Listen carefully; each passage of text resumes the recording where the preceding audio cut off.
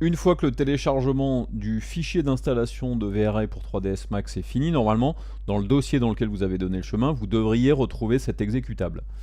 Donc, il vous suffit juste de double-cliquer sur cet exécutable pour installer VRA. Donc, je double-clique dessus et normalement, donc, l'installeur va apparaître.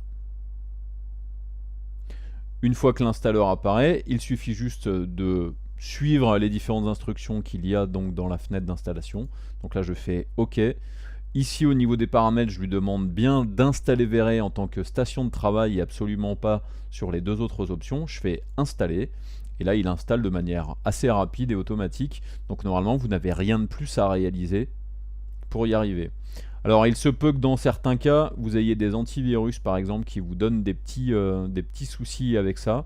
Donc là, par exemple, ici, là, j'ai un petit souci concernant VRA avec Avast. Donc, je vais cliquer sur « Ajouter le fichier à la liste des fichiers à exclure du scan », ce qui normalement devrait m'ouvrir une fenêtre. Donc, je fais « Finish ». J'ai les informations d'installation qui arrivent. J'ai même des informations qui me permettent d'aller directement sur le site de Chaos Group pour en gros me féliciter d'avoir installé VRA pour 3ds Max en démo.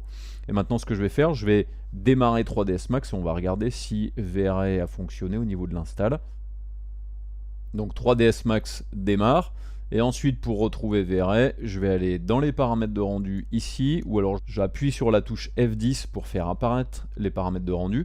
Et ensuite ici, je veux changer le moteur de rendu. Donc dans l'onglet commun des paramètres de rendu, je vais descendre tout en bas dans les paramètres, aller dans la catégorie qui s'appelle Affecter rendu. Et ici, dans l'emplacement où il y a marqué Production, je vais cliquer sur les trois petits points pour aller chercher VRA. Et là, j'ai VRA démo 3.10.03 qui est la dernière version. Je fais OK. Et là, normalement, donc, il me sort maintenant les différents paramètres qui sont spécifiques à VRA. Et donc, je vais faire un petit test de rendu pour voir si ça fonctionne. Donc, je clique ici sur rendu. Donc là, en gros, il me dit que la résolution maximum en progressif pour la démo, c'est 600 par 450. Donc je vais enlever ici, je vais mettre en fixe, je vais faire rendu, et là effectivement, donc là il me fait le rendu en 640 par 480, avec ici le petit filigrane VRA qui sous-entend donc que j'ai une démo. Donc l'installation a bien fonctionné, on va pouvoir donc passer à la suite et à la présentation des différents éléments d'interface spécifiques à VRA à l'intérieur de 3ds Max.